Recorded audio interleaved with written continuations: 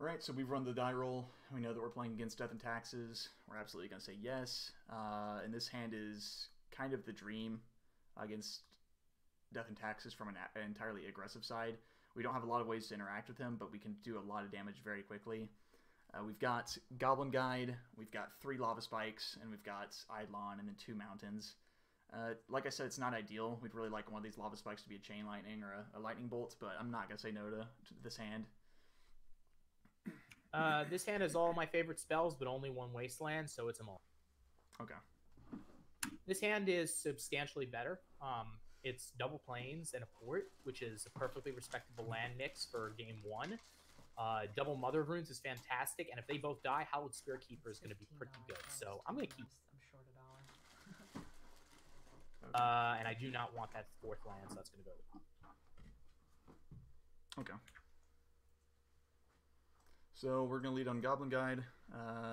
Obviously, like I said, we need to get absolutely as much damage as we can from each of our cards as soon as we can. And that's a little bit unfortunate to see the swords on top. That's a pretty good answer to our Goblin Guide, but it is what it is.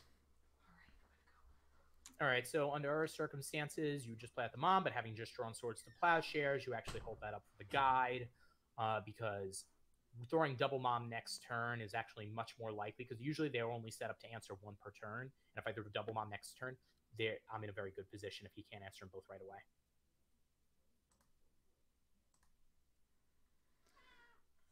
So knowing that he has Swords to Plowshares in hand, and even just seeing him hold up just the Singleton mana, what we're going to do is we're going to... oh, that's pretty good. Well, that changes things a little bit now. I just drew Swiftspear for the turn. I was thinking about playing out Eidolon. Do you think I'm supposed to attack with Goblin Guide? Have you decided if you want to Swords to Plowshares it or not?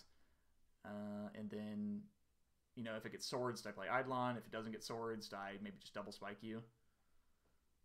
I just drew Swiftspear, so it's kind of making the attack a little bit weird now. I actually don't think it... I don't think it matters especially much. So so if you Swiftspear and you double attack, I'm just going to remove the Swiftspear, and then I'm going to throw down, and then I'm going to do whatever I'm going to do. If you don't do anything, I will probably remove the guide. If you do something, maybe, I don't know. I might remove the guide or I might hold up for an Eidolon because being at 16 but having double Mom is in pretty good shape.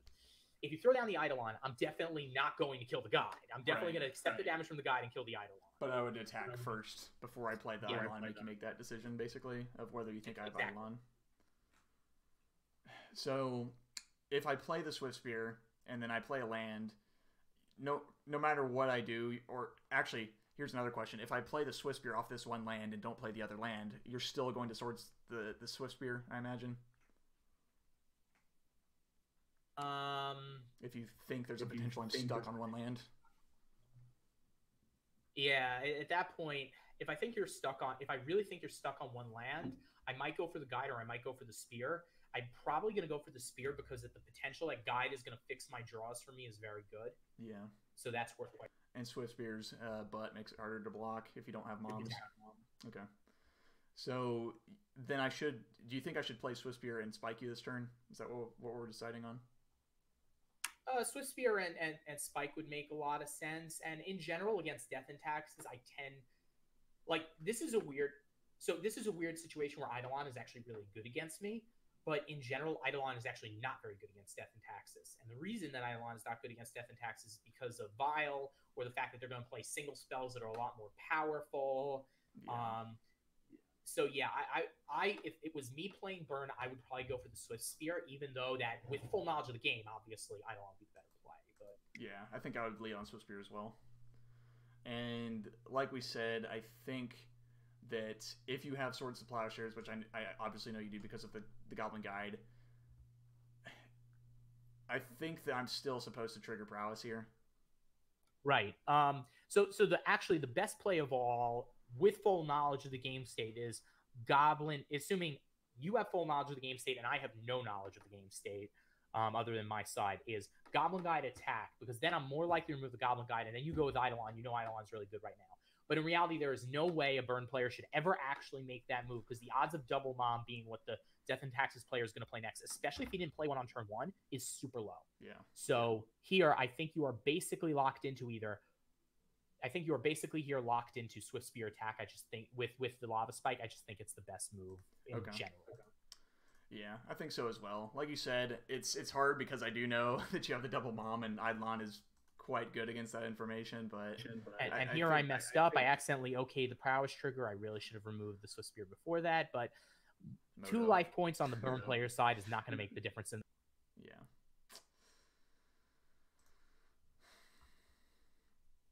So we'll go ahead and move to combat. Here I hope he does something similar and passes through his combat step, but of course he's not. So we do end up drawing him the extra wasteland, and he is going to plow the Swift Spear. But we've got him down to 13, and we do have a lot of burn in hand. If he plays anything that's not Thalia next turn, there's a good chance this Goblin Guide could get in for damage. There's some small world based on his hand where he may decide to block with a Mother of Runes, but I think it's highly unlikely. What are your thoughts? It is a very good question. Block. So you don't want to block Guide with Mother of Runes. It's an awful chump block. It feels terrible. But then again, you really don't want to let yourself get down to 11 because that's like blast.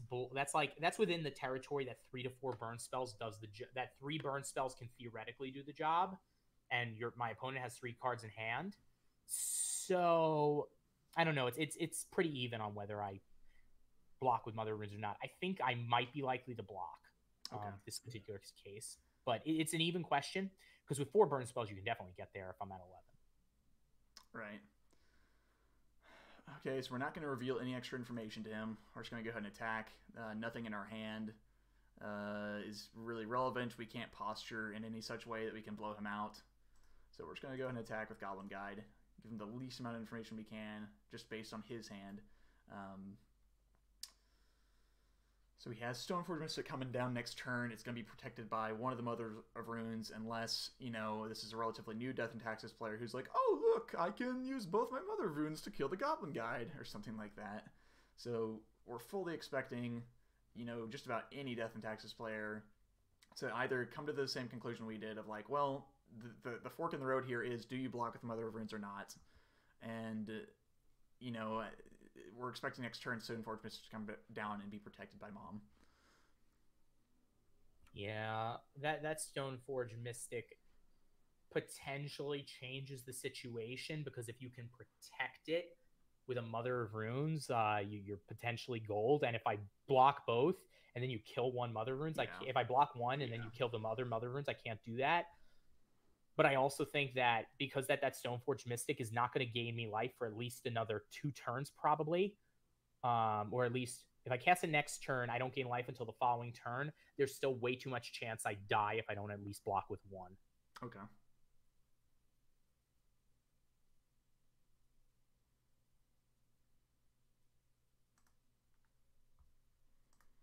So we're going to play out the land here. We are going to throw a Lava Spike at his face. And we're going to resolve our Eidolon here. And we know that he's likely to play the Stoneforge Mystic next turn, which will put him down to 8. Unfortunately, that doesn't really help. Well, I guess we will be able to attack him with 1 creature, so basically any burn spell off the top of our deck should kill him from this point, given that we have this Lava Spike in hand, and we'll be attacking with 2 creatures next turn, unless he has... no, even then, because he'll be taken... Yeah, so you'd have to do like Swords to Plowshares on Eidolon, then have another land in play, Stoneforge. So we do know you've got the Wasteland. We know you've got the Stoneforge.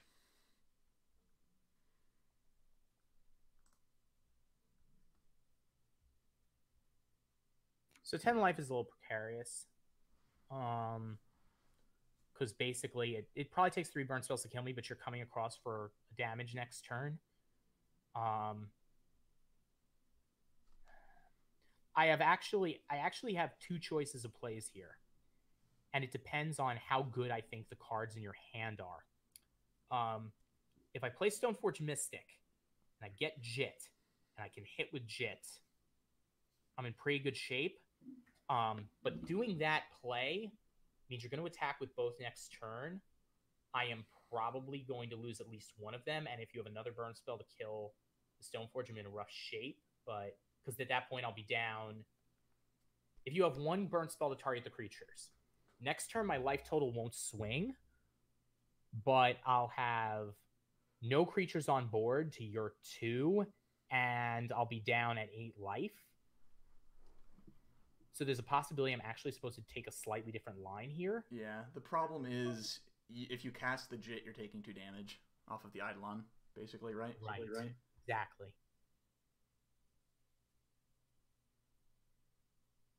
I think I have to take a different line here just because of how low my life is, and I actually have to play Hallowed Spirit Keeper. Is there any world where you're playing Stoneforge Mystic and double blocking one of my creatures and then giving Stoneforge Mystic Pro Red? How much of a blowout is that when I've only got 1 card in hand? I've demonstrated I don't have Lightning Bolt or Chain Lightning. You know, I'd basically have to draw a Chain Lightning or Lightning Bolt or Fire Blast to really blow you out. Or I guess Rift Bolt maybe as well. I think that brings me to 8, and it's just too low because any other spell. Actually, that'll bring me to 6. It's just too low. I'm going to be going to 8 next turn, and I need something that will actually help to stop up your board. Otherwise, I'm dead. And maybe I'll luck out and just draw the Jit naturally, or I'll draw Batterskull and then another land. And if this Spirit Keeper can buy me a couple of turns, that'll be good enough. It's really weird here because the problem is that with Stoneforge Mystic, unless I cast Stoneforge Mystic puts me to 6. To 8. Unless the Stoneforge Mystic lives to the following turn, I'm at 6 because I'll have to cast the Jit. And at that point, I still have to equip it. It just requires 6 mana to get there, and that's way too much at this pace. I need to basically hope that you draw dead for like an extra turn or 2, and I can hold your creatures. And Spirit Keeper is the only thing that will let me do that right now. Okay. So I think that's the play I have to make. Okay.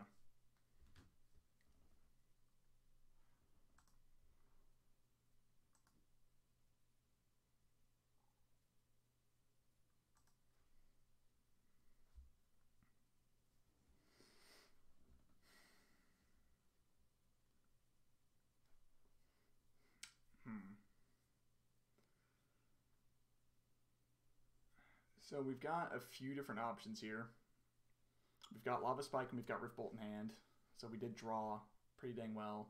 I think I might want to suspend the Rift Bolt here and not cast the Lava Spike, because if I can get you to trigger Eidolon a single extra time, which is highly likely at this point in the game, you'll die. And I'm also drawing a lot more live than you are. So I think that I do want to suspend this Rift Bolt here. I don't want to attack because you'll just block with Hallowed Spirit Keeper and then probably Mother of Runes Pro Red.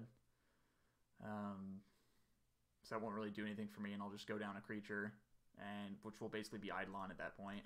So I'm just going to go ahead and suspend this Rift Bolt and hold on to this Lava Spike. What are your thoughts on that? I think it's the right call. You don't always want to show them all of the damage and all of the cards you have in their hand, because there's some chance that they will think that you've got another land in hand, or they'll be able to risk that and say, well, fine, if he has the Lava Spike, he has the Lava Spike. I don't know why he wouldn't have played it. So I think that it's acceptable to make those kinds of plays myself. I'd agree with that. The attack with Spirit Keeper is pretty free here. Yeah. Like, it might get blocked with the Goblin Guide, but you don't really care about that. This is a weird spot because you know there's a Rift Bolt, so effectively your life is at 5. Effectively your life is at 5, and that any spell you cast is not going to be worth it unless it's a hard drawn Jit. Because if that card is a Bolt, you're dead. So I don't think you can actually cast Stoneforge Mystic here.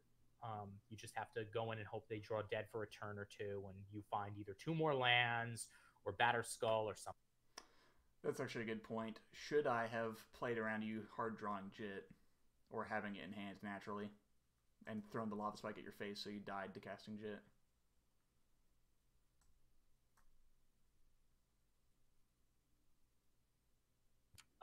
Do I die to that? Because I would cast, equip, and I would still, because then I'm effectively at 5, but I wasn't actually at 5 yet. Yeah. So I don't think it would actually make it. Sure. So now we see if he bothers to block the Spirit Keeper or not. I can pro it with the Mother of Runes, but then I lose the...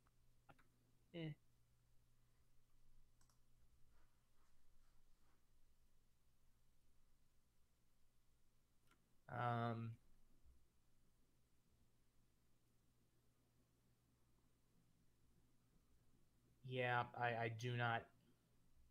Like, you can hope that that card and the next card they draw is a blank. It's a hard question. So let me be honest. I think that in any other game where I didn't know what was in your hand, I would probably be priced into casting the Stoneforge Mystic here and losing. So let's just say this. I've lost this game already. There is, I'm trying to think. If the top card of your top card of your deck is a burn spell, I just die. I'm going to take the other line because I pretty much certainly lost this game just because I'm curious how it goes. But I think in general, you would have to cast the Stoneforge Mystic and make them have it. But yeah. I agree. I think you absolutely have to play Stoneforge here, and I think you probably have to get Jit. Yeah, and I would have to get Jit, and I would have to not cast it and then hope. I think what I'm going to do is I'm going to pass anyway, just because I'm curious about exploring the other line. But sign this one as a loss for me, and I'll concede another turn. I just want to see how the next turn cycle goes. Sure. So if he passes here, I'm pretty excited about that prospect. It's worth noting that, I mean, I don't think it's the correct play from my side, but you can consider right now throwing a Rift Bolt at his Mother of Runes to force him to use Pro Red on his Mother of Runes and tap Mother of Runes. Either way, you'll get a blocker out of the way. So let's say I had a Swift Spear on the board as well. That might be a way of getting 4 damage out of this Rift Bolt rather than 3.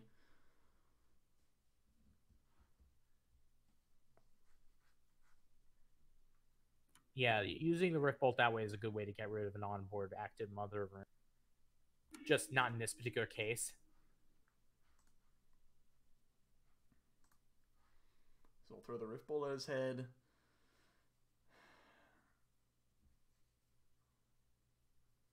He's going to port one of our lands. We'll go ahead and tap it. I mean, there's not reason to not tap it, so we'll go ahead and tap it anyways.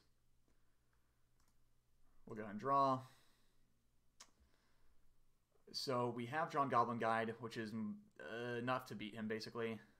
We will go ahead and cast the Goblin Guide. Then we'll just attack with everything. And we'll cast make sure we cast a Lava Spike now. The reason you want to is just, obviously he doesn't have Rishadan Port here right now, but I think that we're not really playing around anything by throwing Lava Spike at his face in our second main compared to our first. So just throw it at the first. I think it's the smartest play. Yep, I agree with that. All right, so sideboard time. Sideboarding basically the same as I did in the last. I'm sorry, can you say that again? You cut out. No. Sideboarding time. I'm sideboarding the same as I did in the last match. Okay, same here. Cutting the price of progress is like as we've mentioned before, the real power of the card is they are still kind of priced to play around the card. Since I'm going second, I am going to keep in the Fire Blasts and shave on the Flame Rifts, and then I will cut the Exquisite Firecraft. So this is, I believe, the exact same configuration we had last time, and it worked out okay for us.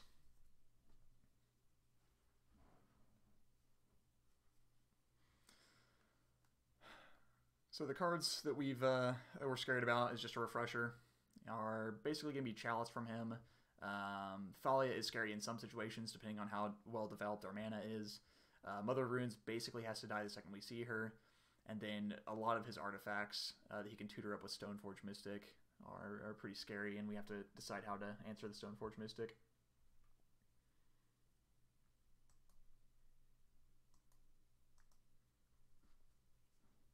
All right, this is a hand that really isn't great, but it's okay, and I don't think you're shipping this back for anything better. You're going to lean on the turn 1 Mother of Runes. If it's not killed, you're going to win. If it is killed, you're going to play your second Mother of Runes. So I think that's a reasonably good start. It doesn't have Stoneforge Mystic. It doesn't have Chalice, but It has 3 lands, even though they're not the best lands. Only 1 basic, and only 1 white source, but it's usable. The hand I have right now is a hand that would probably never lose if I was going first, because I will lead with this Goblin Guide. Then I have Lightning Bolt, Chain Lightning, Searing Blood, and Smash the Smithereens to do a ton of work, and I've got the second land to cast everything. The way that we lose is basically he starts with turn 1 Mother, we have to kill the Mother, then he plays Thalia on turn 2, we have to Lightning Bolt the Thalia, unless we draw another land to make that a little bit easier on, Searing Blood. And we basically just get tempoed out in some way. So that is probably the only way we can lose with this hand on the draw. I think on the play, this hand is, like I said, almost unbeatable from his side of the table because we have so much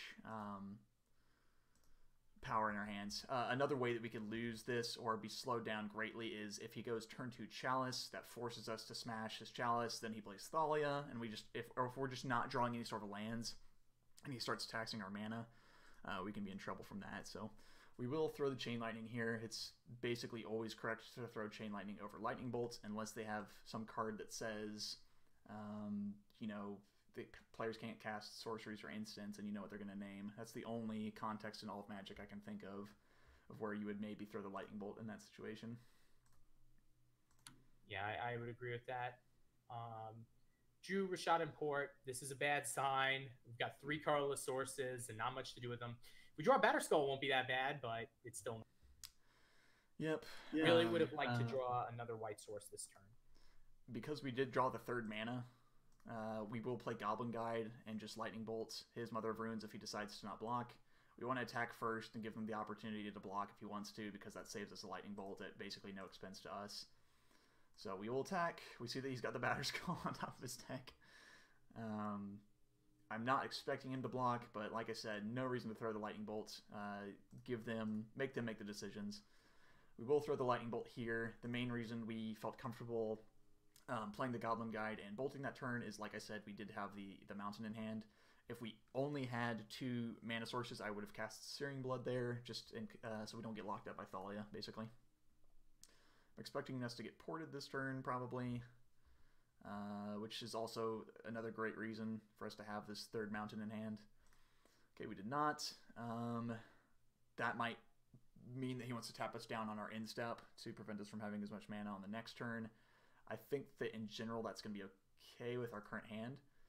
So we will go ahead and attack with Goblin Guide, see what's up. Probably, I guess, shouldn't have given him the extra knowledge that I have a 3rd Mountain, because maybe he would have ported right now. But I guess it doesn't really matter either way. So he does have the Path to Exile. We will use Path. It helps us against Rishadan Port in the current setup. That basically streamlines our next play. We drew Eidolon of the Great Revel for the turn, so we're planning on casting that. Or maybe we drew a Mountain. I don't remember. We drew Eidolon very recently, so we will go ahead and run that out. Another great reason to attack with Goblin Guide first there is it makes him decide what he wants to path. So here's the... Yeah, go ahead. Yeah, at this point, I'm sort of... I have to play into Price of Progress. I'm just drawing too many non-basics. I have no... Sure.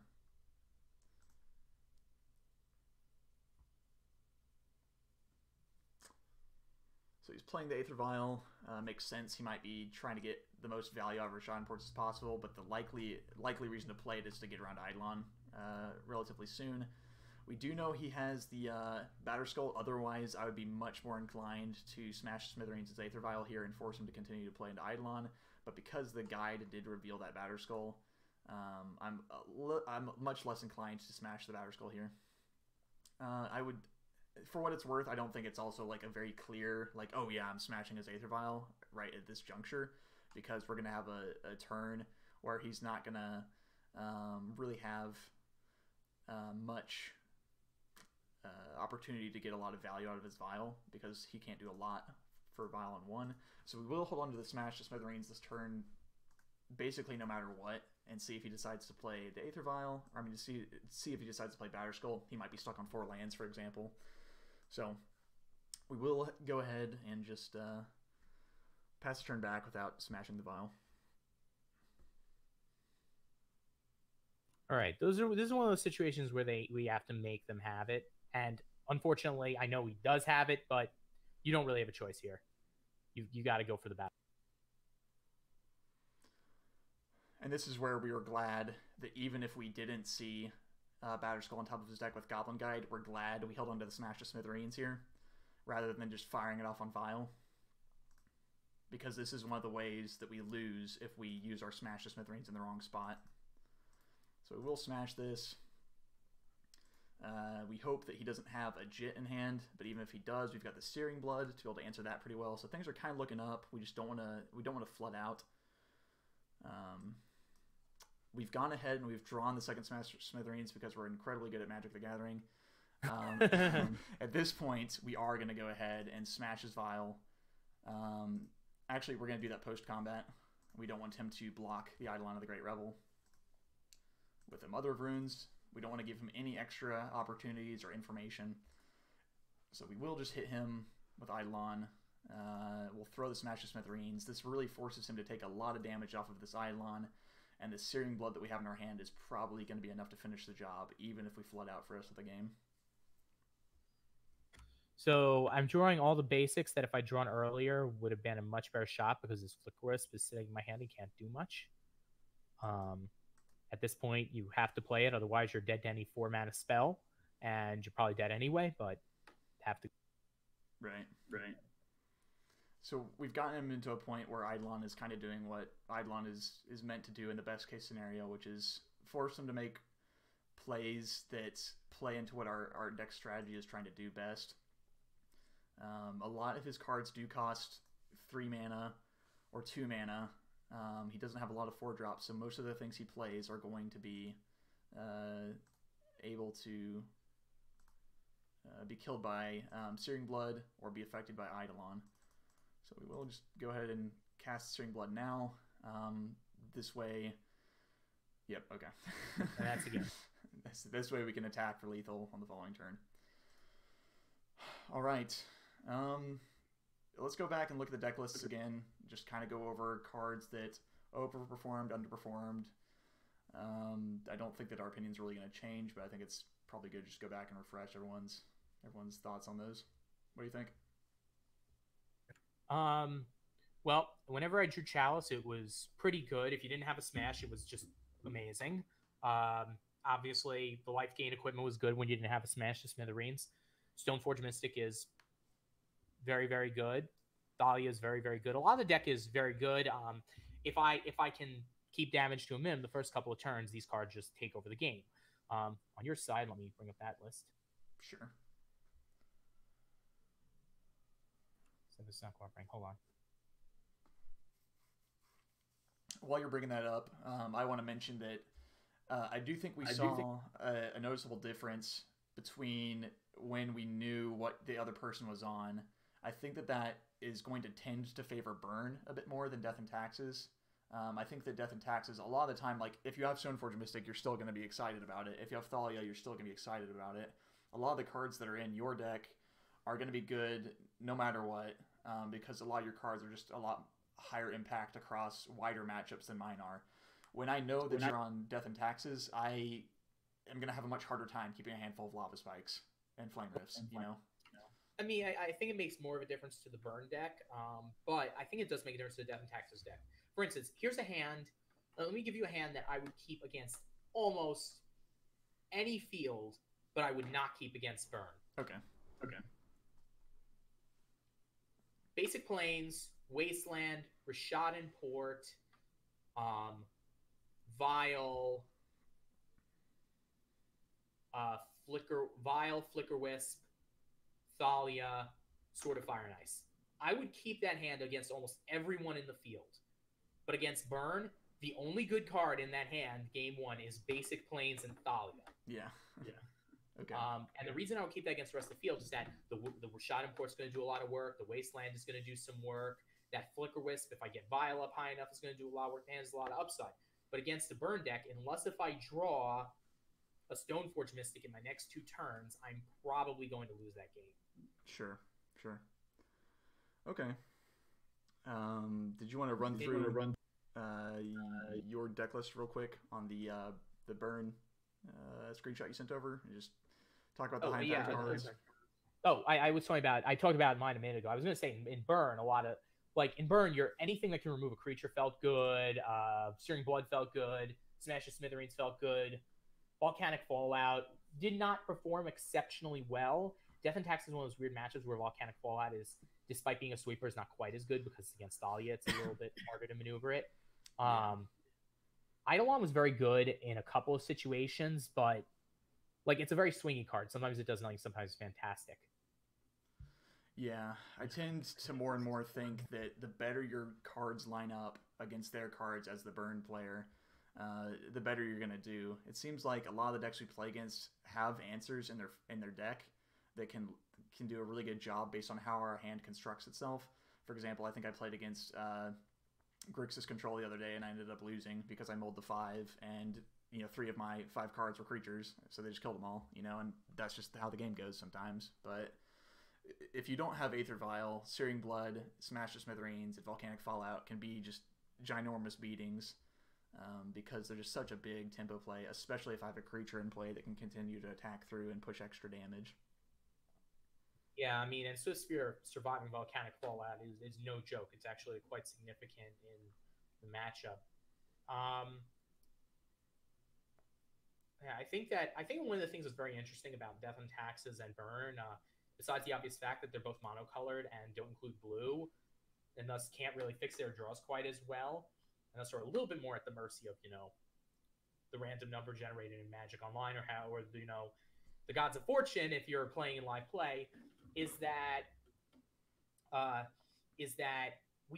both decks actually sideboard very heavily. Like a lot of decks in the format will typically sideboard like somewhere between 3 and 6 cards, but in Death and Tax and Burn, it's not uncommon to sideboard like 8 or even 9 cards in a match. Yeah, I brought in 10 cards against you. Yeah, and I brought in 8 against you, so it's sort of an interesting fact. So the matches are actually almost completely different in how you have to think about them in Game 1 and Game 2. Like the fact that you have Sulfuric Vortex, Searing Blood, and Volcanic Fallout tremendously improve your post-sideboard games. And Smash the Smithereens, I would argue even more than having Chalice improves mine. Yeah. So being on the play is the die roll matters a great deal in this matchup. Obviously, it always matters when you're talking about Burn and Death and Taxes specifically, but it matters a lot more in this particular matchup because if Death and Taxes is on the play in Game 1, they are very likely to win Game 1. Not always, as you saw, but very likely. In Game 2, they're perhaps more likely to lose, but in Game 3, they're likely to win again just because that the 2 drops that Death and Taxes has are so powerful against Burn. But on the flip side, Burn has the ability to just cheese out. I'm just going to say cheese out Game 1 wins against decks without them really getting to play sometimes. For sure. And being on the play in Game 3, especially with the blowouts that can be Searing Blood and Smash the Smithereens, just can be unrecoverable. Yeah, absolutely. I think that seeing Chalice in the sideboard is pretty scary. I think that definitely adds a pretty good amount of percentage points because it really does turn the game into I have to have Smash the Smithereens or hope that you don't have the tempo that Aether Vial provides because, yeah, Searing Blood can hold off the Stoneforge Mystic side of things a little bit, but if you've got Thalia as well and Aether Vial on the table, there's no chance in heck that I'm going to get out from under that, if you're also playing Stoneforge Mystic. Right. And like I think this matchup is close. I think that Death and Taxes is slightly favored, as I said earlier, but it is sort of swingy and it's very configuration dependent. So if your Death and Taxes player is running Chalices, like if you took Chalices, so let's talk about pre-banning. Pre-banning, I ran the same list that we put up earlier, but in those 6 flex slots, there was 3 Miron Crusaders, 2 Serra Avengers, and one Sanctum Prelate. What do those, and then the sideboard looked a lot like it does now, except instead of those Chalices, I had a pair of Aethersworn Canonists and maybe another Path to Exile or something. Well, that matchup was much more favorable to Burn because they didn't have to worry about Chalice, and I had so many cards in those particular slots that never really did anything. Like Miron Crusader is just a terrible play. It's much worse than even Remorseful Cleric. Because at least Remorseful Cleric can come out on a reasonable turn and block, whereas Miron Crusader dives to a bolt, and you're now two tempi behind. Yeah. But right after the banning, if Death and Taxes is playing a card like Brightling, the matchup can be very hard for Burn. If Death and Taxes is playing, Chalice and they draw Chalices, it can be very hard for Burn. I would also argue that I actually learned something from the last couple of matches that we played, which is that I probably have to be a little more aggressive with mulliganing 7s that have potential, because that the ability to just have such a good hand if I draw a Chalice in it, or Stoneforge Mystic in it, is probably worth taking the risk on a medium 7 going to a 6. Yeah, I think I would agree as well. It just depends on it's one of those things where I think that we can all say, yeah, mathematically it might be correct, but it feels awful if you mold a 6 and your 6 is unplayable when you had a fine 5 or a fine 7, an acceptable 7. But I get exactly what you're saying. I think that there's a better chance that your 6 is better or has a very high impact card that forces me to have answers to it than you mulling to 6 like you did in one of the games and having unplayable hand because of your lands, Yeah, and I'm going to just say this, is I don't think you're going to put this in the recording, but there was a brief match that we almost played when we were trying to get the timer worked out correctly. We didn't play the match because that I drew my opening hand, and it was a kind of not unplayable but pretty bad 7, and I mulliganed it into an unplayable 6, into an unplayable 5, into an unplayable into a unplayable 4, and a 3-card hand with a scry that was okay. It's about as good as you'll get with a 3-card hand. And we decided we were not going to actually. I think that we're not going to put that matchup in there. We just decided no one's going to learn anything from mulliganing into Oblivion, because that happens, and it can happen anytime. But I think that does speak to something, is that Burn does not mulligan especially well, but it is incredibly well positioned to take advantage of its opponent's mulligans. Yeah. And Death and Taxes, because it doesn't have something like Brainstorm, it doesn't have the ability to turn a mediocre playable hand into a great hand.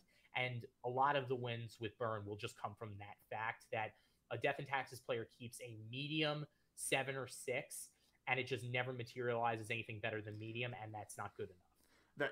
I think that there's a really interesting dynamic of, like, let's say you mulligan to 6 and you end up, you're kind of priced into keeping it because it's got Stoneforge Mystic or something like that. And let's say you play out Stoneforge Mystic, but then turn 2 I Searing Blood it. It's like, wow, like if I didn't have that Searing Blood or a way to answer whatever equipment you were getting, I was just losing the game. But because I could, it's just such a blowout, There's a lot of plays that both of our decks make where it's like, well, if you have the answer, that really stinks. And I'm like, well, if you have X card and I can't answer it, I lose the game, So it's really interesting to see that.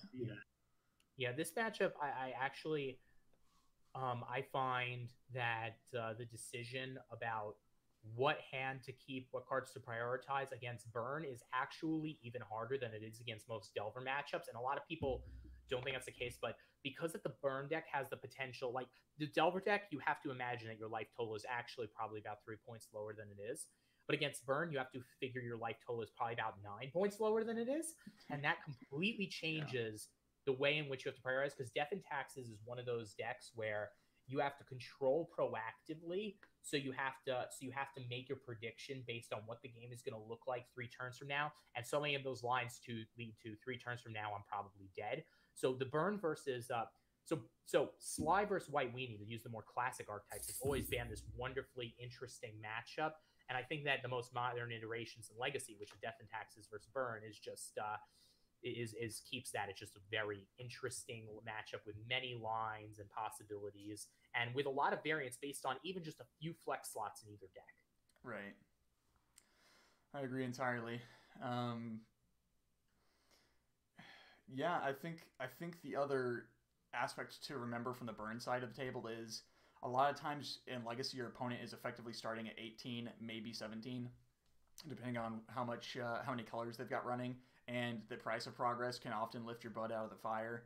For another pun there, if you've played poorly for some reason, or if your opponent has played sloppily, you don't really get those options against Death and Taxes. They're not going to ever do any damage to themselves. In fact, they have ways of gaining life via, just their main deck alone. And Price of Progress is often going to be a very mediocre card against them.